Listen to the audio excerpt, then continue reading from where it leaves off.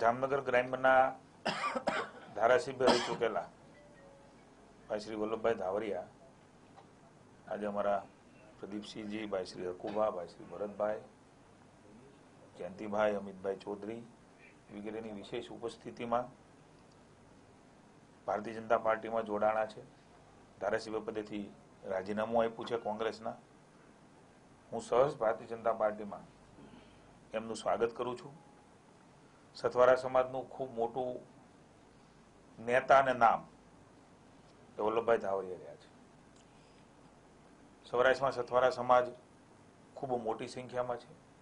ખાસ કરીને જામનગર જિલ્લો અને સુરેન્દ્રનગર જિલ્લામાં વિશેષ પ્રમાણમાં પરિણામોમાં પણ ફેરફાર કરી શકે એવો સમાજ અને ખાસ કરીને ભારતીય જનતા પાર્ટી સાથે કાયમા સમાજ રહ્યો છે.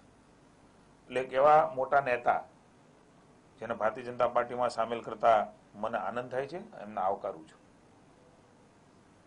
નરેન્દ્રભાઈનું નેતૃત્વ,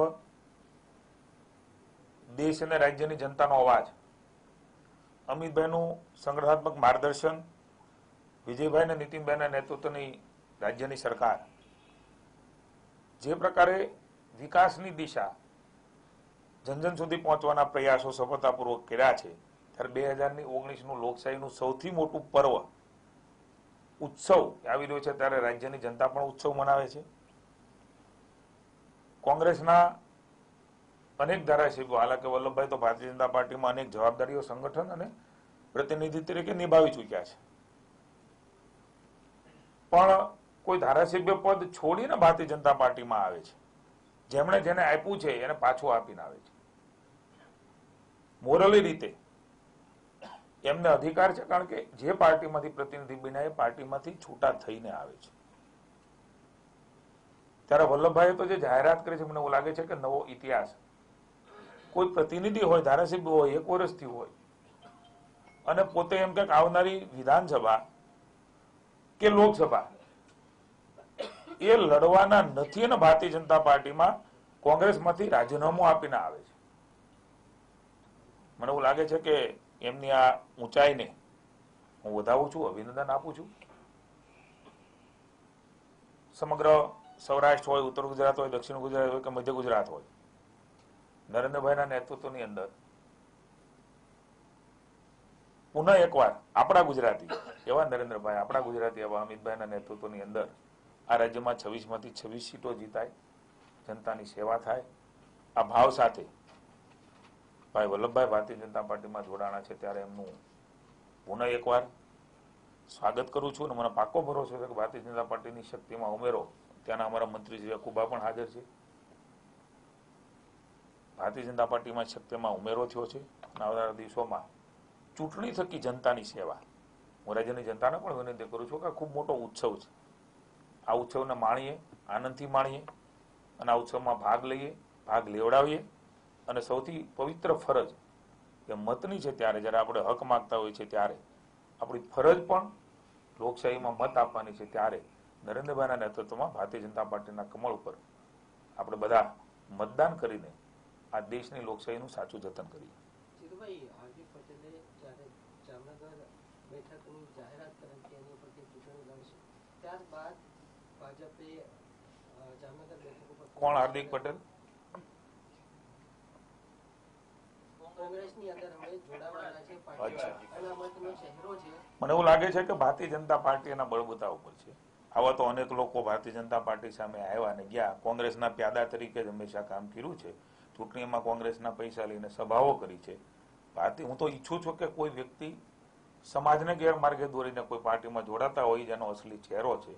હું ક્યારેય નહીં લડું, ક્યારેય નહીં આવું. સમાજના નિર્દોષ લોકોના મૃત્યુ કરાવનાર, અલગ અલગ રીતે ઉશ્કેરીજનક વાતો કરનાર, હવે એનો અસલી ચહેરો બહાર આવ્યો છે. જનતા, સમાજ બારીકાઈથી જોઈ રહ્યો. પણ હું પુનઃ કહું છું કે ભારતીય જનતા પાર્ટી એના બળબૂતા ઉપર છે. આ રાજ્યમાં 6ઠી વાર સરકાર બની છે. નરેન્દ્રભાઈના નેતૃત્વમાં થમ્બિંગ મેજોરિટી સાથે સરકાર બની છે, હજી પણ બનવા જઈ રહી છે. નરેન્દ્રભાઈ દેશ અને દુનિયામાં ગૌરવ માથું ઊંચું કરી શકીએ એ પ્રકારે ભારતનું ગૌરવ વધાર્યું છે. ગુજરાતનું ગૌરવ છે, ભારતનું ગૌરવ છે.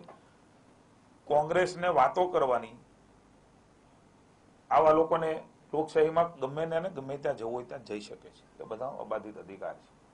પણ હું હમણાં જોતો હતો, જ્યારે પણ એનામાંથી કોઈ છોડીને જાય ત્યારે એકની એક રેકર્ડ, લોભ, લાલચ, દંડ, શામ, દામ, લગભગ હું સાંભળી રહ્યો છું.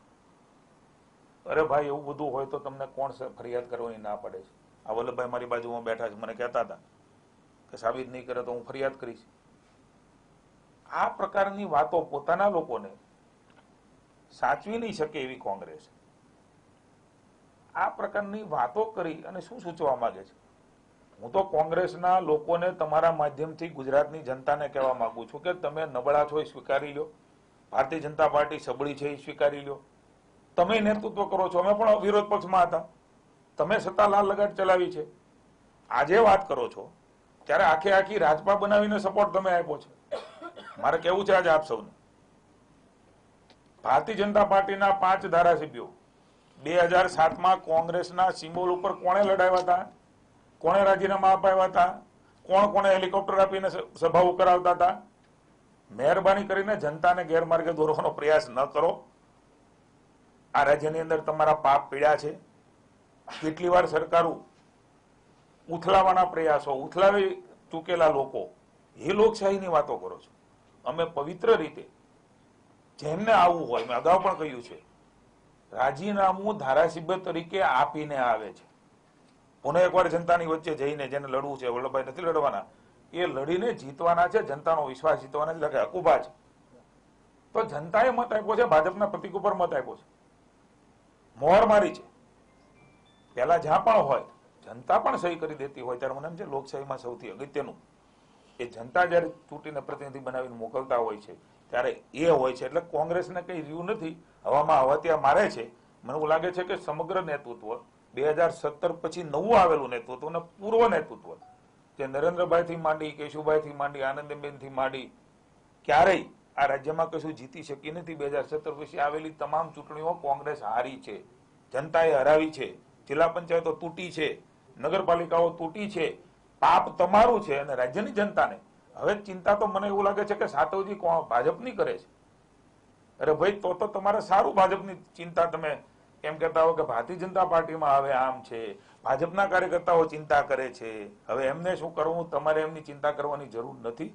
ભારતીય જનતા પાર્ટીનો કાર્યકર્તા એ અમારો સૈનિક છે, ભારતીય જનતા પાર્ટીનો કાર્યકર્તા એ અમારું ગૌરવ છે. તમે આટલી બધી લાગણી હોય તો મને એવું લાગે છે કે તમે બધા ખુલ્લું મૂકીને ભારતીય જનતા પાર્ટીના કાર્યકર્તાઓની સાથે જોડાઈ જાઓ, અમને કોઈ વાંધો નથી. એટલે માત્ર ને માત્ર હવામાં હવાથી આ સાતવ હોય કે બીજા લોકો હોય કે કોઈ પણ લોકો હોય, આ રાજ્યમાં કશું ઉકાળી શકવાના નથી, કારણ કે ભાજપ એ સેવાના ભાવ સાથે લોકોની વચ્ચે છે. વિપક્ષના નેતા પરેશ ધાનાણીએ કીધેલું હતું કે જો અમારા કોઈ ધારાસભ્ય મંત્રી બનાવતા હોય તો તમે લિસ્ટ આપી દો, અમે મોકલી દઈશું. અમારે કોઈને લિસ્ટ આપવાની જરૂર નથી, સાચવવાની જવાબદારી એમની છે. મારું પુત્ર મારું બાળક હોય, બાળકને મોટું મારે કરવાનું હોય, સાચવવાનું મારે હોય, ઘરમાં મારે રાખવાનું હોય. કહેવત છે, હું નથી કહેતો, સૌરાષ્ટ્રની, એ કોઈ બીજા ન ધોઈ દે, કપડા આપણે જ ધોવા પડે. એટલે મહેરબાની કરીને તમેમાં શક્તિ નથી, તમારામાં તાકાત નથી, અને તમે ભારતીય જનતા પાર્ટીને, પ્રજાને વાત કરવાના ગેરમાર્ગે દોરવા નીકળ્યા છો.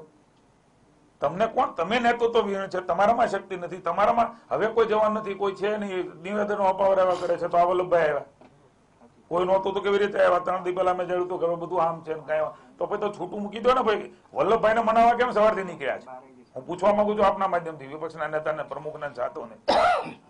આપના માધ્યમથી મેં જોઈ શકતા ધારાસભ્યો એને સાચવવા નીકળ્યા, ગોતવા નીકળ્યા, સવારથી ફોન કરે છે. ભાઈ, તમારે કોઈની જરૂર નથી તો શેના માટે તમે બચાવવા નીકળો છો? અમે કોઈને તોડતા નથી. સ્વયં રીતે જેમને પણ ભારતીય જનતા પાર્ટીમાં આવવું છે, કાયમ કહ્યું છે, ચૂંટણી આવી એટલે નહીં, અમે કાયમ આવતા રહ્યા છીએ અને કમલમની અંદર કાયમ કેસ પહેરાવતા રહે છે અને પહેરાવશું પણ.